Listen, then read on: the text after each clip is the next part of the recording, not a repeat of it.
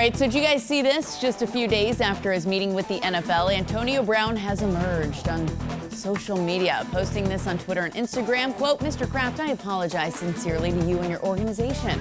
All I wanted was to be an asset to the organization. Sorry for the bad media and the drama. Thank you. Sincerely, AB.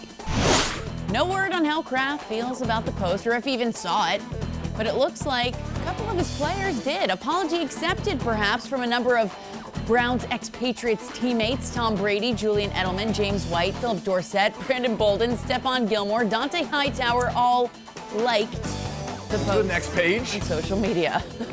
Let's see if we liked it. Let's roll. Presented by Town Fair Tire. Danielle Trotta, Michael Holly, Tommy Curran. You look confused, sir. What's at the bottom of this? DJ Bean?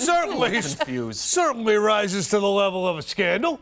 I mean, what the heck's going on? Out there liking indiscriminately? What does it mean? Why the rage and the regret, Tom? This is what he does. He rages with the mean tweet, then someone gets a hold of him, and they're like, you shouldn't have done that, and he regret tweets. Sorry for the bad media. You can't undo the PR storm that you created. It seems like you don't love the idea of reading into who likes tweets. Am I reading No, that no, correctly? 100%, but I think you knew that from, and I think you probably don't like it either. No, because I don't think he likes it. No. Because it's open-ended. It's very, very silly that this is how we spend our time. But there should be a split screen Any right port here. in a Guy storm. who doesn't like it, guy who Oh no, I thrives would on be. it. Oh no. I think that talking about tweets, and I know that. I don't want to sound like I'm making fun of her. Like talking about like, oh man, this person tweeted this and this person like that. I think it's a silly way to spend our time. I don't think it's a silly way. No, I don't. But it can't be telling. We're adults. I wouldn't But say we that are like adults. it. We're adults. I think We're we're adults. there for a And to second. sit there and to say, ooh, I think I saw him, if it was real life, which this is not, if it was real life and we saw somebody wave to somebody else, what does he mean when he does that? Wouldn't you mock that person? Wouldn't you say that person's a buffoon? Wouldn't you say that me investing time in wondering what that person means by a wave is investing time in an absolutely fruitless exercise? The folks in Hollywood, like the Entertainment Tonight with all the stars, they all track this stuff. Do we want to be that? Do we want to be? Is that what we are? And here comes the four words. Tom. That's what we do. It's a huge. Well, then fine. We read into everything. It ain't fun, but that's what we do. Ain't good enough for me. You know what? It's not what we do. This is not. Oh, 100%. This is not a We've never done this before? This is not a media conversation. Well, it seems like we're on TV, which is a form of media, and we're talking about it. So this feels like a media conversation. This is not a media. What is wrong with the media conversation? This is the reality of the times. There is no reality. No. It's silly. It's real. This is the reality of the times. You don't think it's real. Which is unreality. No, it is We're not. covering unreality. No, we're not. Michael, this isn't real. How many followers does Tom Brady have on Instagram? But it's not real. It's real to him. He's on it all the time. Tom Brady's on it all the time. So what is him hitting that button Antonio Brown mean? is on it all the time. So what it means it's a generation gap for us. It is not, Mike. It's a perception gap. You can be 8, you can be 80. You can be on the same side of it. What this is a perception gap. If Tom Brady spends a lot of time, if he's got an Instagram person, a social media person, that means it's important to him for some reason. Maybe it's only important because he wants to show a certain side of himself, or maybe he's truly invested in it. For whatever reason, lots of players get into this. Lots of celebrities get into it. And so we are following social media. Not because we're broken, it's because that's how they're communicating. It can't be. And we would be reckless if we didn't follow it. It's reckless to vest any perception or presumption. That's where the recklessness comes in. After the Patriots traded Jamie Collins. Conversations. Those aren't words? No. Those aren't words. They're no. Tom Brady, I saw. Mike, are those words? For example, I saw Brady. Those are words.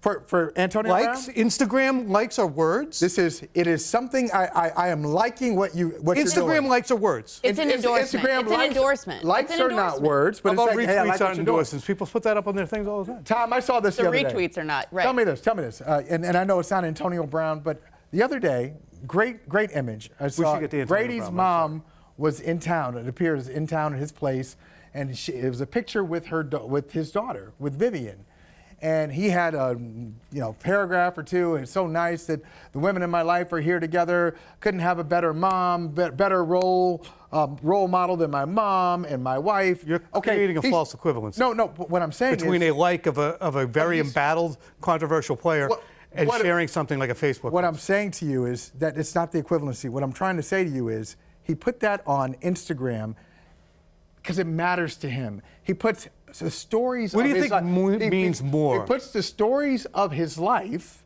whether it's football, whether it's his family. Mike, this is how many players communicate now. You don't think that you don't Mike, think that there's something that can be gleaned from seeing, okay, this ex-player posted this, and a lot of his ex-teammates. Again, I'll go back to when the Patriots traded Jamie Collins. There is something that can, but it's too ambiguous to But it does follow the narrative that Tom Brady supported Antonio Brown the entire time he was here. There are enough so crumbs that to think continues the narrative. So does that mean he wants him back? Does that mean he's just happy that he's found himself? Well, who knows? Is he happy?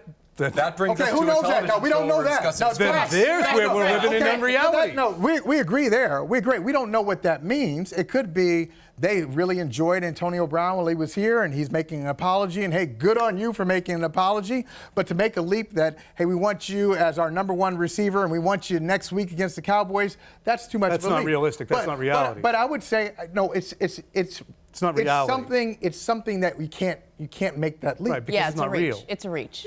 Well, we just don't have enough information. It's not real to you. It's not the way I would. And I sound like I'm lecturing you, and I'm not. What I'm saying is, this era of communication, it's not how we came up in the business. It's not what it's not my go-to. I spend plenty of time on social media. I know how it works. I know what it means. But when we get to the point where we're talking about that instead of the apology and spending time on who liked it, who cares who likes it? Well, who likes it? So if he posted it and Patriots players are like, because it's such an ambiguous. So why do you do it then? As I was saying, you don't know, Michael. And I don't know. Right? Well, you asked me the question. I started to answer it, and you just said, I don't know. But you've been doing this since I've been out. You've been doing the same thing. So, I mean, pot calling the kettle black. You've been doing the same thing. You've done the same thing to me this entire segment. Well, let's wrap this up because before you have done the same thing. Yeah. But okay, you just spent 45 seconds and then we'll get to the craft part. Yes. You're wasting time. Yes. What? Let's get to this part, and then we'll address the craft. It's gone now. What would you like to say? Okay, so let's go to. Do you want to make the point on the? Yeah, I mean, to spend time on who liked and who didn't like. Did he make any traction? Did he create any traction for the Patriots to accept him back? I doubt it. I really doubt it. I think that ship has sailed. Why did he do it? Because he's lonely. He needs some kind of affirmation. That's about it. Okay, so let's get to the point of Kraft and what you guys think the mindset is of the Patriots organization after what Antonio Brown did. Does this help mend any fences? Has that ship sailed? What do you guys think the reaction is when Kraft sees something like this? I don't think it's going to be positive. That's nice, but you've already burned my particular bridge, so have a day. Yeah, I don't think there's any chance of him coming back. And Kraft might say, that's very, you're an adult. Thank you for doing that. That means a lot to me. But there's no way he's going to play for anybody this season because I still think that 8-hour meeting that he had with the NFL last week, you meet for 8 hours for a reason. I think he's facing some type of suspension. So even if the Patriots signed him tomorrow, I think he's going right to the exemption list. Address the conspiracy theory that maybe he had the meeting, he comes away from it thinking, you know what, if I get signed by a team this year, I'm not on the exempt list. And then, this is where the fun part comes in, the apology with the likes and everything like that, oh yeah, maybe he's trying to make his... Yeah, maybe now I don't have to go there and make a visit and apologize because I already started to whet their appetite for welcoming me back. Right. Absolutely. I think all of those things enter his very, busy little mind, but it's wherever one-sided. he is. But it's one-sided, and I think it's a stunner he comes out of that meeting without exploding somehow and nuking his chances of returning. I think the players liked him here. Liked, no pun intended. What does that mean? But I think they enjoyed having Antonio Brown on their team. An apology to Robert. Brady still isn't over it. An apology to Robert Kraft is cool, but I think his problems are much deeper. I think Brady liked it. All right. See, Robert? See, now we're into interpretation, but that to me, I know. But do you think that he was prompted to do it because he was optimistic about his chances coming out of Thursday or because he saw Sad Glum Tom, and he knows that Sad Glum Tom, more than anything else, would love to have an Antonio Brown slid under his door? That's interesting. I don't. What do you think prompted him? I think Antonio Brown is just aghast that he's not in the NFL right now. I think it really surprises him. And I know earlier in the year, I know he's quoting Jay-Z, but he was essentially saying the game's not the same without me. Mm-hmm. And that's when he got into a fight with Eric Weddle and got into a fight with Baker Mayfield. Yeah. But I think he really believes that, oh, wait a minute. the NFL can move on without me. Not only that, the Patriots are 9-1 without me. They're struggling on offense, yet they're 9-1 without me. The Raiders, who I thought sucked, they're in contention for the playoffs without me. Both of these franchises are thriving, and I'm not a part of it. How could this be? That's why I'm like, apologize to the Raiders, man. If you're really like reflecting and thinking, like, right. you know what, I've got some wrongs to right. Like, well, maybe obviously you're starting with like some people in your past, but also if you're going to address a football team, it's probably not the Patriots. It's the Oakland Raiders. That ship's you're probably a little worse to them. But Kraft is more powerful than Mark Davis, though. So he's just trying to figure out, okay, who do I need to align myself with politically to get back in this thing?